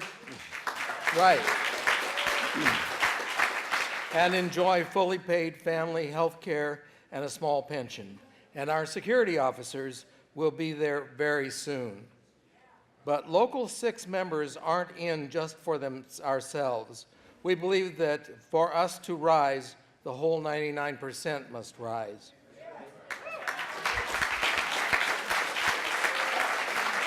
We believe that all work is valuable and that all workers should be able to earn enough to provide for their families. And so, SEIU Local 6 will take our 90 years of experience, fight the bosses in the street, and offer it to you, our friends and allies, to win $15 now.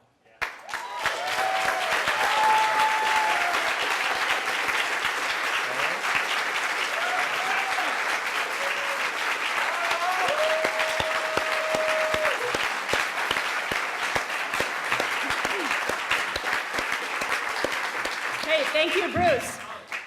Okay, our next speaker is Juan Jose Colmenares. He is an advocate for immigration reform and immigrants' rights and the president of the board of directors of El Comité.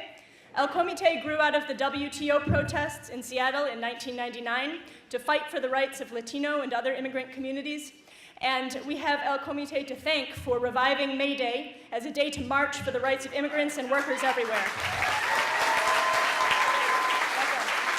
Gracias. Mi nombre es Juan José Colmenares. Soy organizador comunitario.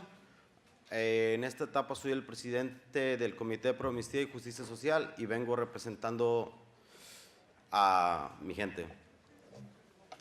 My name is Juan José Colmenares, and I'm here representing El Comité and my people.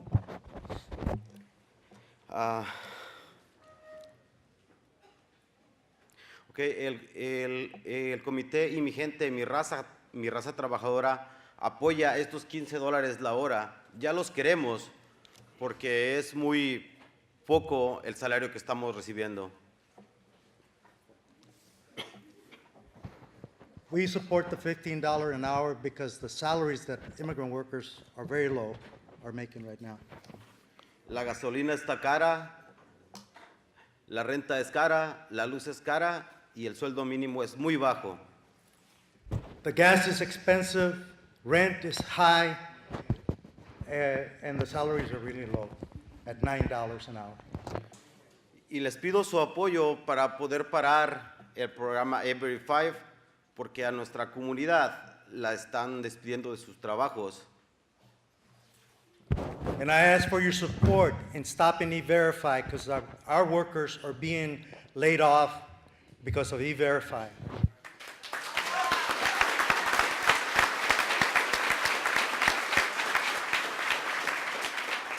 Este programa, el E-Verify, es una redada cibernética que nos lo están haciendo al trabajador indocumentado. The program E-Verify is a cybernetic program that is being created just for the workers. Y necesitamos pararlo porque mi comunidad está sufriendo. We have to stop it because our community is suffering. Y también necesitamos el apoyo para parar las deportaciones. We also need your support to stop the deportations, which now are 2 million.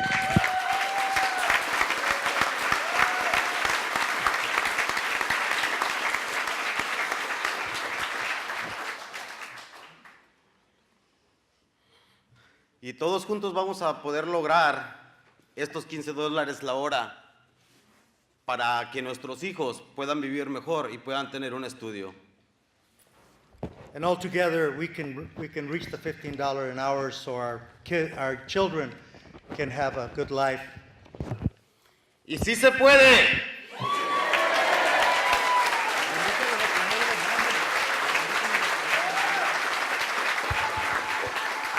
Y otra cosita más, los invito a salir a las calles. Este 1 de mayo queremos una reforma migratoria y esos $15 por hora.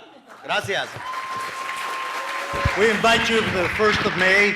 We want an immigration reform and the $15. Sí se puede. Sí se puede. Sí se puede.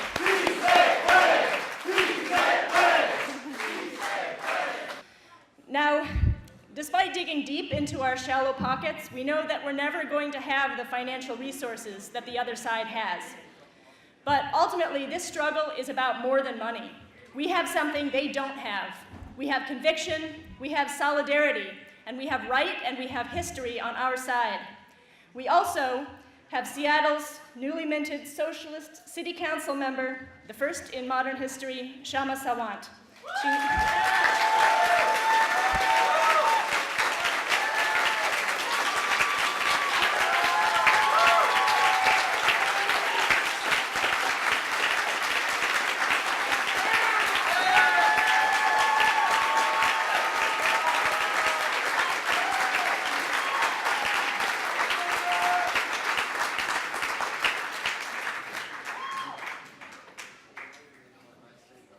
My brothers and sisters, when people stick around in a really warm room for over 2 hours on a Sunday afternoon, and when low-wage workers and retirees on fixed income make donations to a working-class campaign, we know we have hope.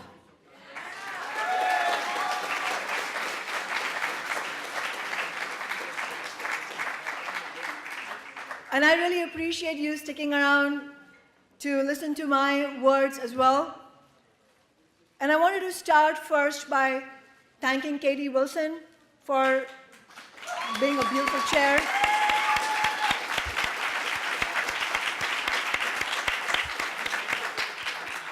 And for all the brilliant activism that the Transit Riders Union has done to bring together people who are highlighting the injustice, the transit injustice that is happening in our city. I also want to thank Jess Spear, who you just heard from.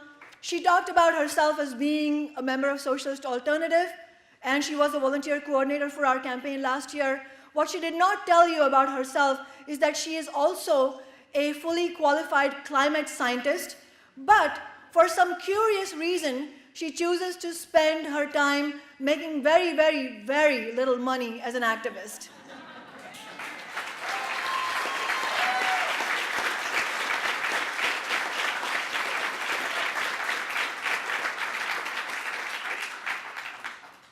I want to thank everybody who worked on our campaign last year, Socialist Alternative, people who aren't members of Socialist Alternative, but who clearly understand the need for solidarity, the need to be together to organize ourselves.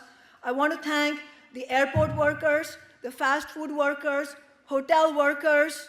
I want to thank Joe Higgins for being here and bringing us an international message of solidarity.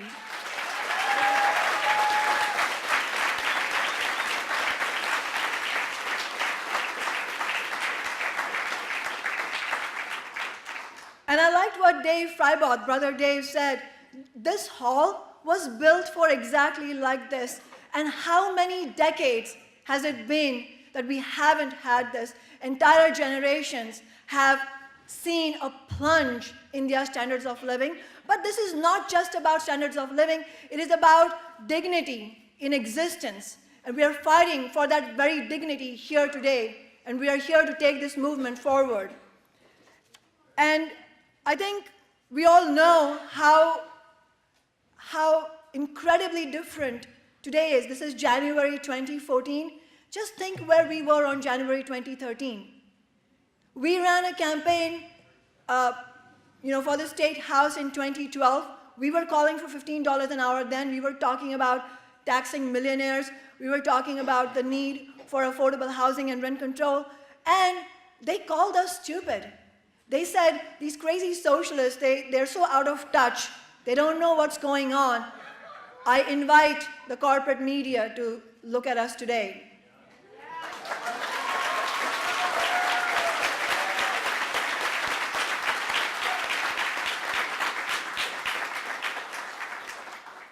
When we say minimum wage, we mean all workers.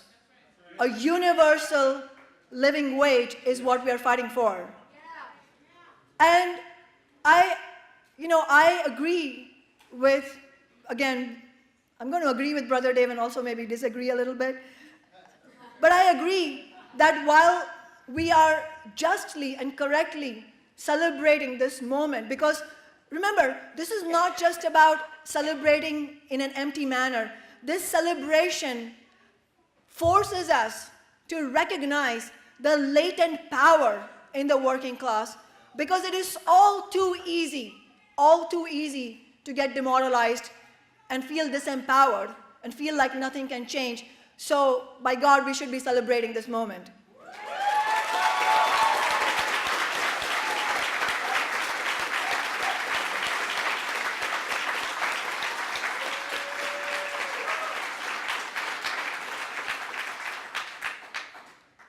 This is also a moment for recognizing what we are up against. Corporations, business in general, are already talking to government officials and also talking to the not-so-official spokespeople of the government. They don't like this at all. They don't like having to engage in a discussion about $15 an hour, but you are forcing them to do it.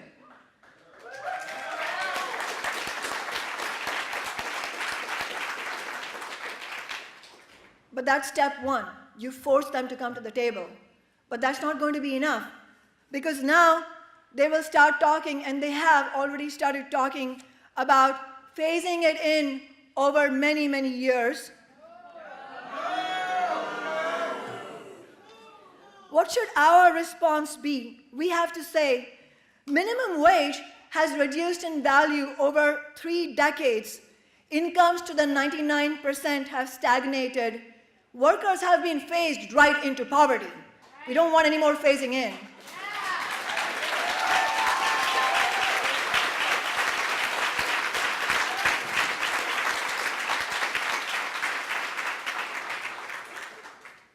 And as a city council member,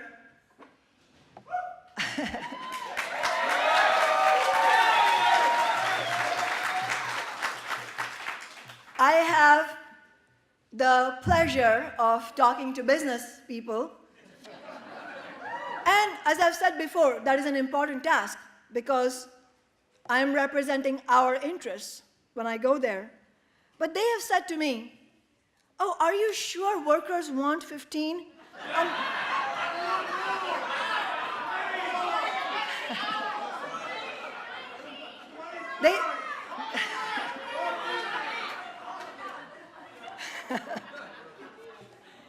know, I have to say, as a labor activist, this gives me so much joy. They say to me, oh, are you sure workers want 15? Numbers have no meaning.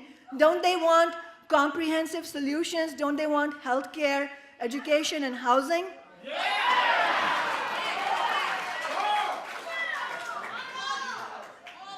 But when business stands in front of you and says, 15 has no meaning, don't workers want other things, that should be challenged by us as disingenuous and dishonest.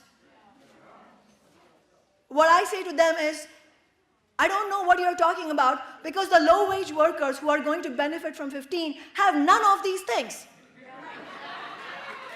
Are you pretending that you're going to give them health care instead of 15?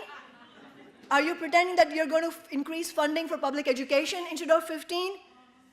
And if you don't understand that 15 has meaning, then try living for a week on 15. And even that is going to be hard for many of the elite. They will bring out small businesses, but we've learned our lessons from CTAC, right? We don't need to go too far back in history. We saw in CTAC that there were many not so small businesses parading as small businesses. How many of you have heard of Cedar Brook Lodge? This was a business that was very, very vocal in the CTAC battle, and the owner would burst into tears at the hearing, saying he's going to have to, all his workers would be destitute. But these are not small businesses. These are, very big-sized businesses. They're not McDonald's, but there's a huge number of big businesses that are going to pull out the small business card in order to discourage you from your moral track, in order to make you feel like you're somehow being unjust by asking for a decent standard of living for yourself. And yes, it is true that genuinely small businesses are getting wiped out, but that is not because workers are being paid too much. That's because that is in the nature of capitalist system to crush small businesses and give all the advantage to big business.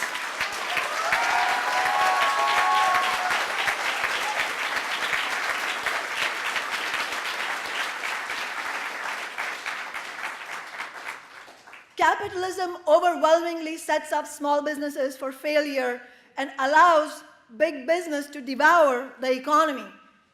The reason small businesses are failing is because of the Walmartization of our nation, because of Amazon, Starbucks, and all the fast food corporations.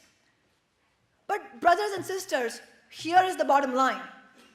The cost of living to a worker in a small business is no different than for a McDonald's worker. Small business cannot be protected on the backs of workers. The government should tax big business in order to support small business, and small businesses and working people should stick together to fight for 15.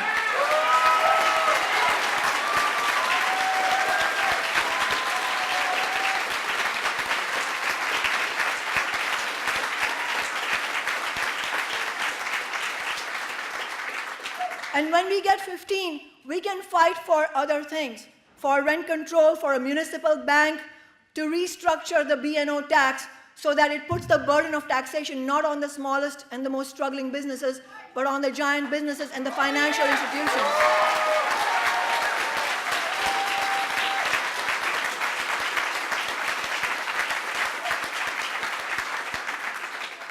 But when you talk about government taxing big business to subsidize small business, again, people will tell you, that's crazy socialist talk. Government cannot support business. This is a free market. Brothers and sisters, remind them of the tens of billions of dollars that the state has given away to the Boeing CEOs over decades.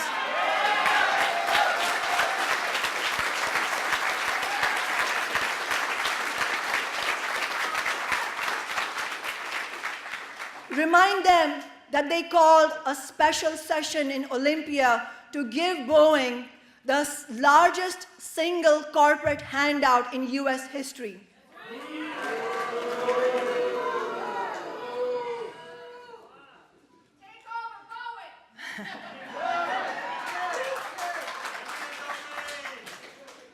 What has happened so far is exciting.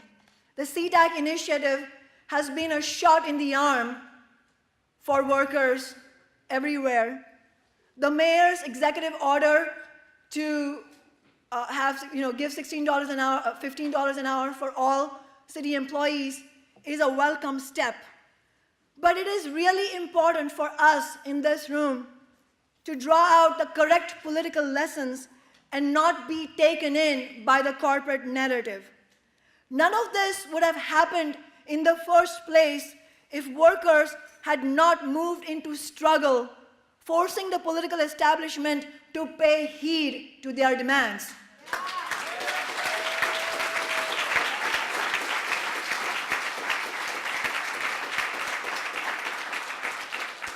And if workers had not chosen to go out into a grassroots campaign to bring in a voice of their own into City Hall, we did not get this from the kindness of business people. I am serving on the mayor's committee, and as I have said before, I will do my best to represent the interests of Seattle's working people. But this is not the time to let up. It would be a big mistake to say, oh, the city government officials will take care of this for us. Some of the same businesses that bitterly opposed the $15 an hour initiative in CTAC find themselves on this committee. Do you expect them to fight for you and for 15? No! And a simple question is, if they are so committed to 15 in Seattle, why don't they drop the lawsuit against CTAC Prop 1?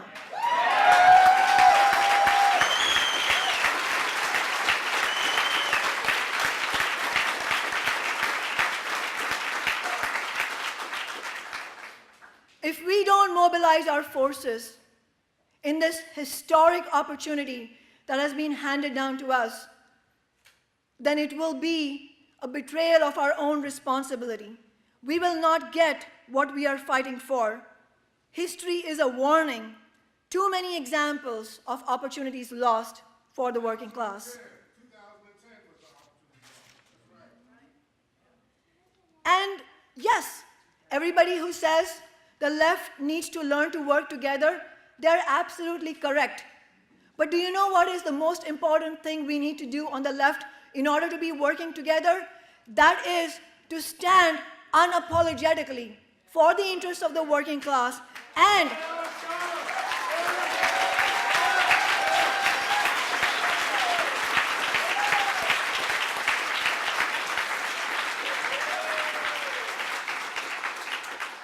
working together on the left also means breaking our ties from those who have betrayed us again and again and again.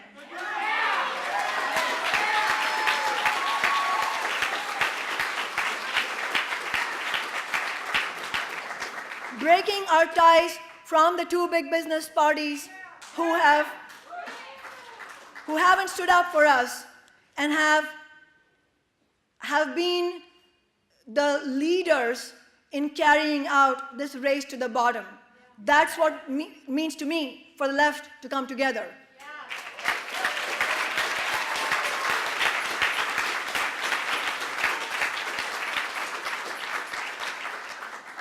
And you will hear a lot about me. You will hear that you can't be an activist and a legislator. Somehow becoming a legislator corrupts you automatically. I think we have to understand, yes, there are great dangers everywhere, and history is littered with countless examples of well-meaning people who took on the center stage, who took on elected positions, and got very easily co-opted and corrupted. But co-optation and corruption is not an automatic process. It happens when we don't understand that we have to pick our side very clearly. It happens when you think that I can go to my office in City Hall and serve both big business and working people. It happens when you run campaigns that are not democratically organized, campaigns where working people, ordinary people don't have a voice. Brothers and sisters, we have shown that you can run a truly democratic campaign that represents, without hesitation, without ambiguity, our interests collectively, and we can hold ourselves accountable to each other.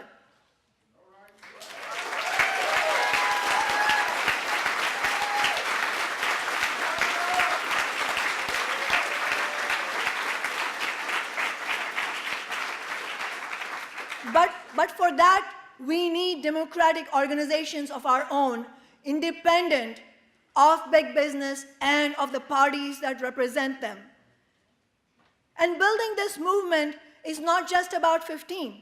It is about getting organized to begin a pushback against the decades of assault on our living standards, against the impoverishment and disintegration of entire communities of the working class. And when business and their political representatives say, why are you hung up on a number? We should talk about comprehensive solutions like healthcare and education. Tell them, don't worry, 15 is just the first step.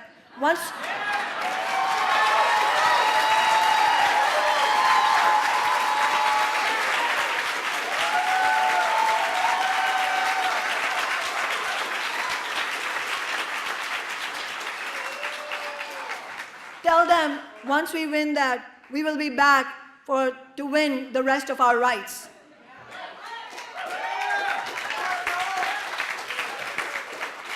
And lastly, I want to do my share to contribute to our work in 15 Now. I want to thank everybody, individual and institution, who have endorsed our campaign and have pledged to make this the top priority for yourselves in this year. And I pledge $12.50 every month from my city council salary to 15now.org. That comes to $15,000 a year.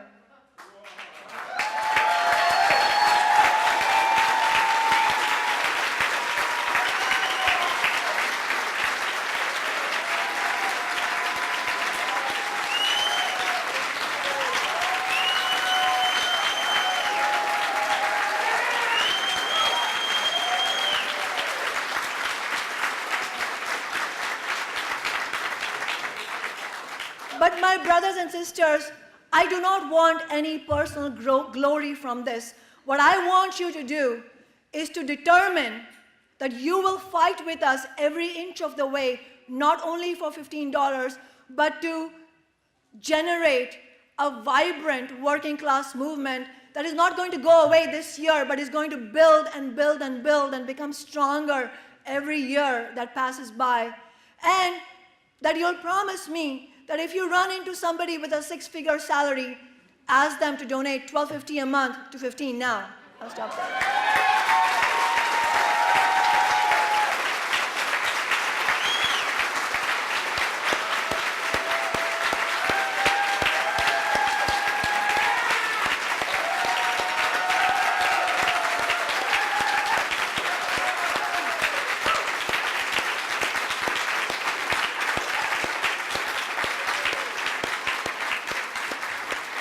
Okay, you guys have amazing endurance out there. I want to ask your patience for just a few short announcements, and then we're going to go out with a roar. So, first of all, we just got a total from the donations that were given today. $1,690 per month have been pledged. That makes $20,280 for the year, and then the one-time donations today totaled $1,810. Thank you, everyone. Okay. Next, I hope y'all know what the TPP is, the Trans-Pacific Partnership. That's right. Okay, you know. If you don't know, ask your neighbor. There's some late-breaking news that TPP legislation is set to go through a fast track in Congress this week. So call your congressional representatives tomorrow to tell them no on fast track for the TPP. Okay, next I want to make a short announcement on behalf of the Transit Riders Union. As you probably know, Metro is planning for 17% service cuts next year. We're having 2 public forums this Thursday, January 16th, one from noon to 2 and one from 4 to 6 at the Broadway Performance Hall, and we are going to be talking about what we can do to stop those cuts from happening. Everyone make sure to come to the Martin Luther King Day March on Monday the 20th. March with 15 Now, and make sure that you're signed up out there to receive updates from the 15 Now campaign. And finally, this is an announcement for the media. For some short comments, if you go to hall number 6, which is right out to my left around the corner, that will happen there. So that is it. Thank you, everyone, for coming. Are we ready to make history? What do we want? When do we want it? What do we want?